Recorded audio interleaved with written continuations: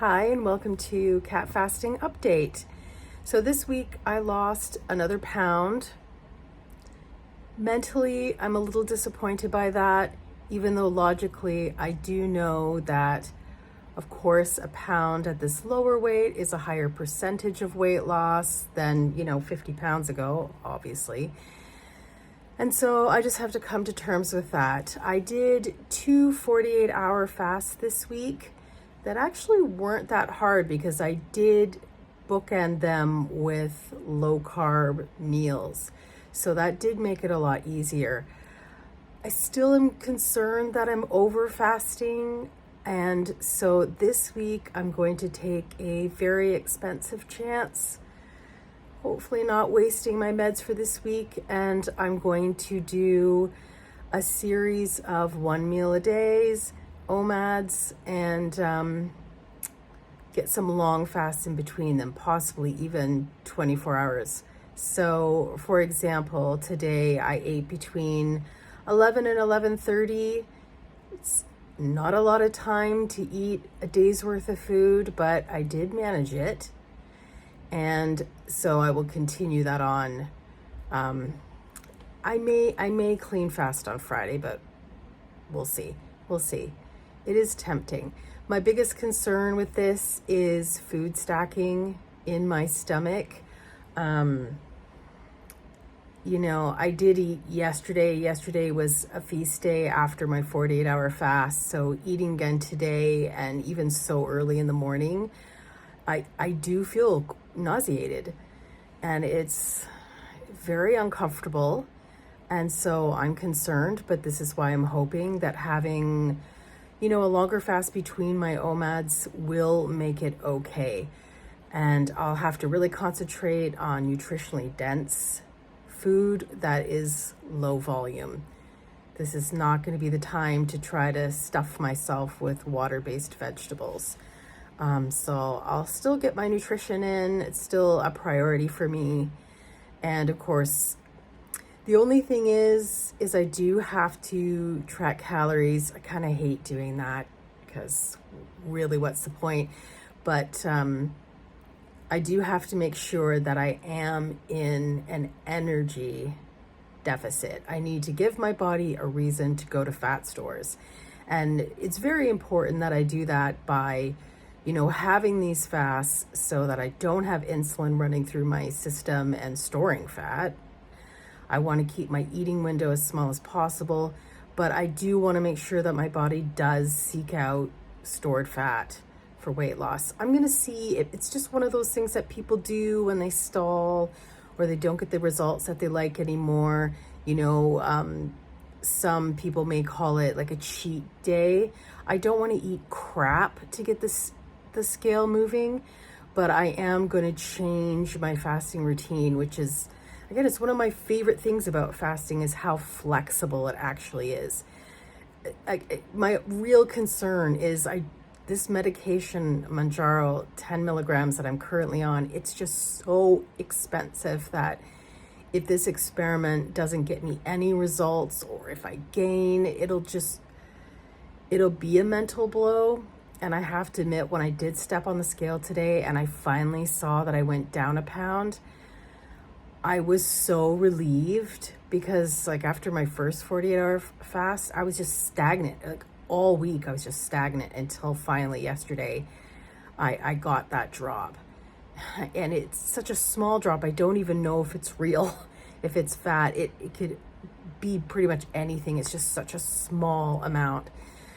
So that's definitely something I'm trying this week. Also this week, this may seem weird, but I've noticed that anytime I have cardamom, whether it's in a latte or most recently in a yogurt that I had, my appetite just erases.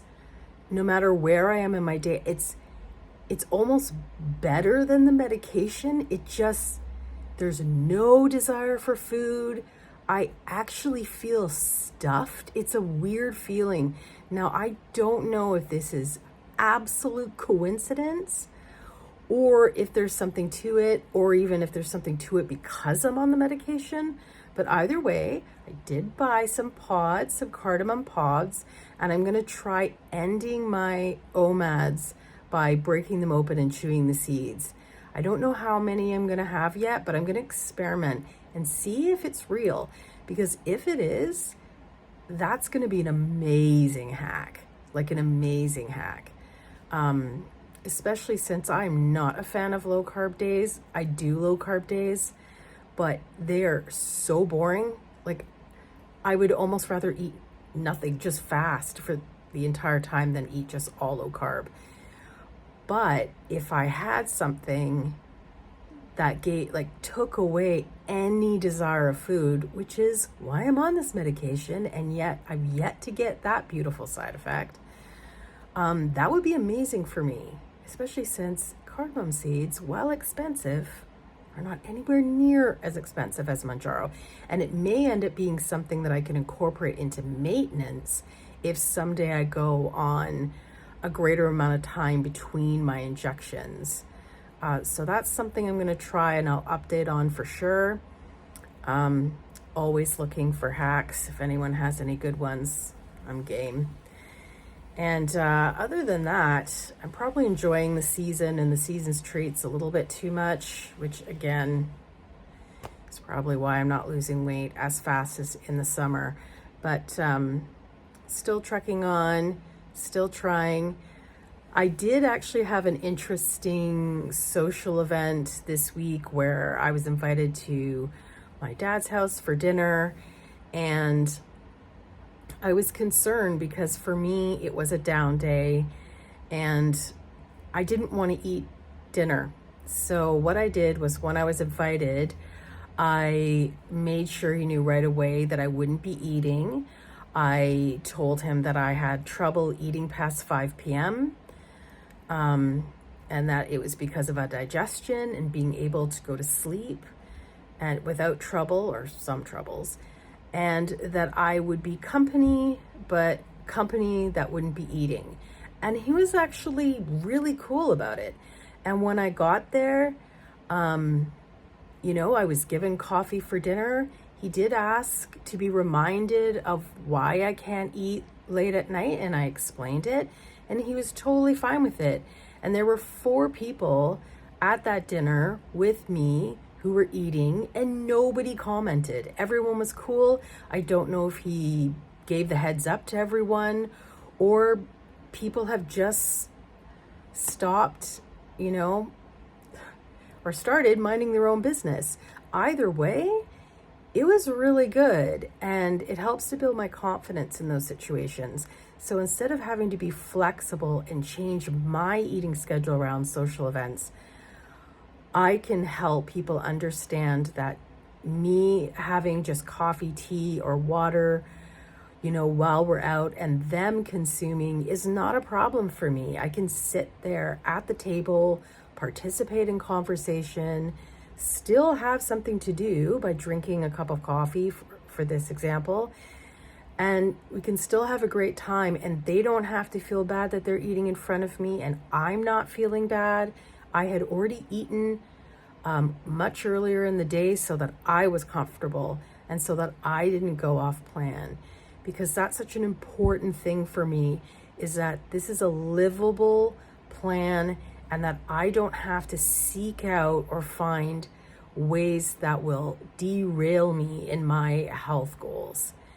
And I mean, still nobody really notices my weight loss, which is, I don't know, a little concerning, but they tend to be very black and white, all or nothing, but that's fine. I don't have a problem with that. And that dinner happened to be on a Halloween. And one thing I also noticed that night is almost no kids came to the door. And while it's fascinating to think that maybe trick-or-treating is actually dying and on the way out, I'm sort of wondering if parents just simply don't want their kids to have access to a massive amount of junk food and sugar, which is probably a really good thing for them. It's probably good. And even 2 days later, the on sale cheap Halloween candy was still all stacked up in the grocery stores. Even adults aren't going nuts and, loading up their freezers full of chocolate. It's just, it seems to be something on the way out, which is really nice to see.